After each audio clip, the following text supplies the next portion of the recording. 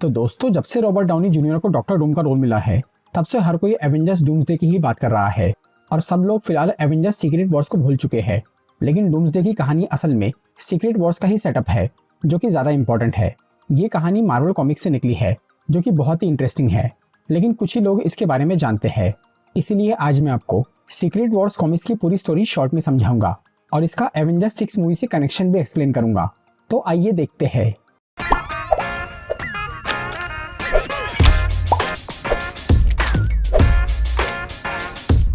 Marvel comics वालों ने secret Wars के नाम से आज तक 3 कॉमिक बुक्स लॉन्च की है, जिसमें से पहली 2 आई थी 1984 और 1985 में, जो कि सेम स्टोरी लाइन के 2 पार्ट थे।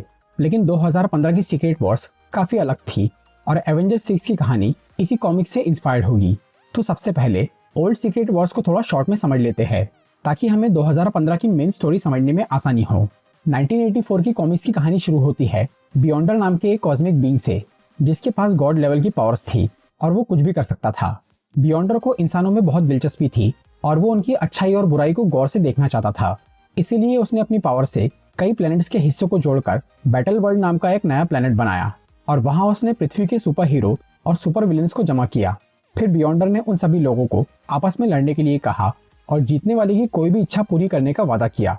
इसकी वजह से बैटल वर्ल्ड पे एक खतरनाक जंग शुरू हो जाती है और इस मौके का फायदा उठाकर विक्टर वॉन डूम एक भयानक काम करता है। वो एक मशीन की मदद से बियॉन्डर की शक्ति चुरा लेता है और खुद बैटल वर्ल्ड का नया राजा बन जाता है, जिसके बाद वो सबको अपनी गुलामी करने बोलता है, पर वो लोग उसका विरोध करते हैं।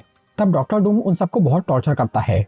आखिर में बियॉन्डर काफी मुश्किल से अपनी शक्ति वापस हासिल करता है और उसे अपनी गलती का एहसास होता है, इसीलिए वो सबको आजाद कर देता है। ये थी सीक्रेट वॉर्स 1 की कहानी।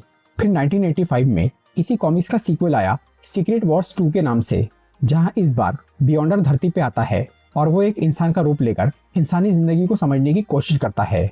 लेकिन इतने पावरफुल कॉस्मिक बीइंग के अर्थ पे आने से रियलिटी अनस्टेबल हो जाती है और बियॉन्डर के हर छोटे मोटे काम से यहाँ बहुत बर्बादी होने लगती है, जिससे बियॉन्डर को काफी पछतावा होता है।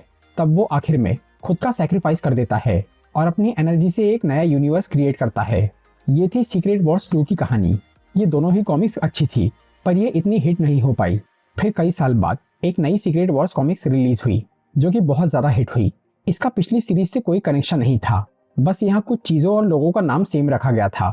सीक्रेट वॉर्स की ये वाली कहानी 2015 के भी पहले से ही शुरू हो गई थी, जहाँ हमें इस कहानी का आधा हिस्सा 2012 की एवेंजर्स और 2013 की न्यू एवेंजर्स कॉमिक्स में दिखाया गया था।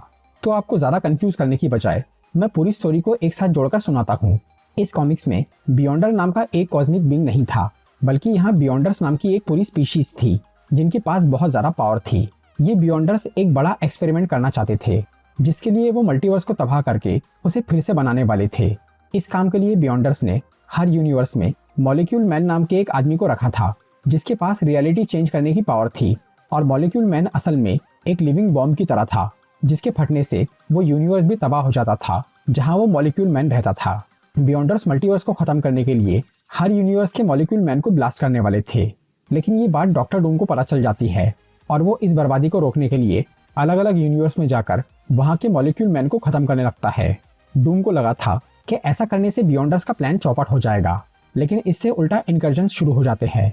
मतलब यूनिवर्स आपस में टकराकर तबाह होने लगते हैं, क्योंकि बियॉन्डर्स ने मॉलिक्यूल मैन के अंदर एक फेल सेफ मैकेनिज्म लगाया था कि अगर कोई भी बहुत सारे मॉलिक्यूल मैन को मारेगा तो उससे मल्टीवर्स सिकुड़ने लगेगा और यूनिवर्स आपस में टकराना शुरू हो जाएंगे।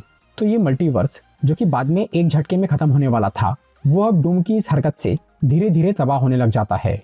तब डूम को अपनी गलती का एहसास होता है और वो एक नया प्लान बनाता है, जहां इस बार वो डॉक्टर स्ट्रेंज की मदद से कई यूनिवर्स के बहुत सारे मॉलिक्यूल मैन को जमा करता है और उनकी ताकत से बियॉन्डर्स को मारने की तैयारी करता है। मतलब बियॉन्डर्स मॉलिक्यूल मैन की जिस खासियत का इस्तेमाल करके मल्टीवर्स को तबाह करना चाह रहे थे, उसी की मदद से डूम बियॉन्डर्स को मारने पहुंच जाता है। फिर जैसे ही वो सभी मॉलिक्यूल मैन ब्लास्ट होते हैं, तो एक मॉलिक्यूल मैन जो कि उन सबसे अलग था, वो उस एनर्जी को फोकस करके बियॉन्डर्स को मार देता है और वो बियॉन्डर्स की पूरी पावर डॉक्टर डूम को दे देता है, जिससे डूम बन जाता है गॉड एम्परर डूम। उस धमाके में कई यूनिवर्स भी खत्म हो गए थे। तब डॉक्टर डूम सभी बचे हुए यूनिवर्स के टुकड़ों को जोड़कर एक नया प्लेनेट बनाता है, जिसका नाम था बैटल वर्ल्ड। वहाँ वो हर यूनिवर्स के बचे हुए लोगों को जमा करता है और उनके दिमाग से पुराने मल्टीवर्स की यादें मिटा देता है। ताकि कोई भी उसका विरोध न कर सके। डूम अब इस दुनिया का देवता और राजा बन गया था और वहां वो सब लोगों से अपनी पूजा करवा रहा था। जो भी उसके खिलाफ जाता वो उसे मार देता। फिलहाल डूम ने उस आखिरी मॉलिक्यूल मैन को कैद करके रखा था, क्योंकि उसी की वजह से उसे बियॉन्डर्स की पावर्स मिली थी और वही मॉलिक्यूल मैन अब तक वो शक्ति डूम को पहुंचा रहा था। क्योंकि इतनी बड़ी ताकत डूम अकेला नहीं संभाल सकता था, इसीलिए आज भी उसे मॉलिक्यूल मैन की जरूरत थी, जो कि एक बैटरी की तरह वो पावर धीरे धीरे डूम को देता था। इसके अलावा डॉक्टर स्ट्रेंज अब डूम का असिस्टेंट बन गया था, लेकिन अब वो थोड़ा पछता रहा था। उसने डूम की मदद इसीलिए की थी क्योंकि पहले उसके पास कोई ऑप्शन नहीं था और मल्टीवर्स को बचाने का प्लान सिर्फ एक ही आदमी के पास था। पर अब डूम का जुल्म देखकर स्ट्रेंज को काफी बुरा लग रहा था। इस तरह से 8 साल बीत जाते हैं। फिर डॉक्टर स्ट्रेंज उन सर्वाइवर्स की मदद करना शुरू करता है जिनके पास अब भी पुराने मल्टीवर्स की याद थी। इनमें Reed Richards, Spiderman, black panther, Thor और साइक्लोप्स जैसे कुछ लोग थे। डूम जब इन लोगों को देखता है तो वो काफी भड़क जाता है और वो साइक्लोप्स को तुरंत मार देता है। फिर जब वो बाकी लोगों को मारने की कोशिश करता है तब डॉक्टर स्ट्रेंज उन सबको टेलीपोर्ट करके वहां से हटा देता है। फिर वो डूम को बोलता है कि वो रीड को इसीलिए मारना चाहता है क्योंकि वो उससे डरता है। ये सुनकर डूम स्ट्रेंज को मार देता है और फिर वो दूसरे सर्वाइवर्स को ढूंढना चालू करता है। उधर रीड रिचर्ड्स ने यह अंदाजा लगा लिया था कि डॉक्टर डूम की पावर का सोर्स कोई और है, इसीलिए वो अपने दोस्तों के साथ उसकी तलाश करता है। तब दोनों स्पाइडरमैन यानी पीटर पार्कर और माइल्स मोरालेस मॉलिक्यूल मैन को ढूंढ लेते हैं, जिसे वो कैद से आज़ाद कर देते हैं। इसकी वजह से वो उनका दोस्त बन जाता है और वो डूम का साथ छोड़कर उनकी मदद करने लगता है। फिर रीड डूम से लड़ना चालू करता है और तब मॉलिक्यूल मैन डूम की पावर का सप्लाई कट कर देता है, जिसकी वजह से रीड डूम को हरा देता है। इसके बाद मॉलिक्यूल मैन बियॉन्डर्स की वो पावर रीड को देता है, जो कि उस शक्ति से फिर से पूरा मल्टीवर्स बनाता है। क्योंकि रीड बहुत होशियार था। जहां डूम ने बचे हुए यूनिवर्स के टुकड़ों से एक टूटी फूटी दुनिया बनाई थी, वहीं रीड ने एक नया और अच्छा मल्टीवर्स बनाया। ये तो हो गई कॉमिक्स की बात। अब देखते हैं कि एमसीयू में इससे कितना इंस्पिरेशन लिया जाता है। भले ही यहाँ पूरी स्टोरी सेम ना हो, लेकिन बेसिक कंसेप्ट तो वही रहने वाला है। फिलहाल एमसीयू में इनकर्जन शुरू हो गए हैं, जिससे मल्टीवर्स खतरे में आ गया है। लेकिन यहाँ मॉलिक्यूल मैन और बियॉन्डर्स नहीं हैं। उनकी बजाय यहाँ एक ऐसा बंदा है जिसके पास वो सारी पावर्स है, और वो है लोकी। शरारतों का देवता लोकी अब पहले के मुकाबले काफी बदल चुका है। उसकी सीरीज के सीजन 2 में हमने देखा था कि लोकी के पास अब मल्टीवर्स को काबू करने की शक्ति आ गई है और उसने सभी टाइमलाइंस को अपने हाथों से पकड़ के रखा है। तो कॉमिक्स में जैसे डॉक्टर डूम ने बियॉन्डर्स की पावर चुराई थी, वैसे ही हो सकता है कि वो यहाँ लोकी की नई शक्ति छीन के उसे मार दे, या फिर कॉमिक्स में जैसे डॉक्टर डूम ने मॉलिक्यूल मैन को कैद किया था, वैसे ही यहाँ आरडीजे का डॉक्टर डूम लोकी को कैद कर लेगा और उसकी एनर्जी इस्तेमाल करेगा। इसके अलावा कॉमिक्स में जैसे डूम ने मल्टीवर्स के बचे हुए टुकड़ों से बैटल वर्ल्ड बनाया था, वैसे ही यहाँ मूवी में भी हो सकता है। क्योंकि अभी एमसीयू में सब यूनिवर्स तबाह हो ही रहे हैं और डॉक्टर डूम इस मौके का फायदा उठाकर लोकी की पावर से बैटल वर्ल्ड बना सकता है।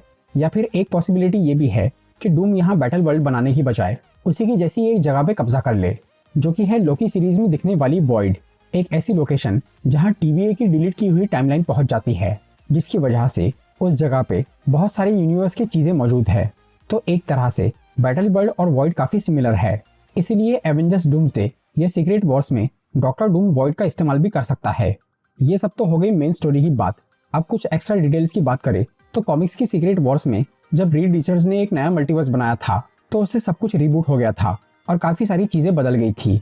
मूवी में भी ऐसा ही कुछ हो सकता है। रूमर्स है कि मार्वल स्टूडियोज वाले एवेंजर्स 6 के बाद पूरे एमसीयू को रीबूट करने वाले हैं, जहां पुराने कैरेक्टर्स रिटायर हो जाएंगे और नए कैरेक्टर्स की एंट्री होंगी।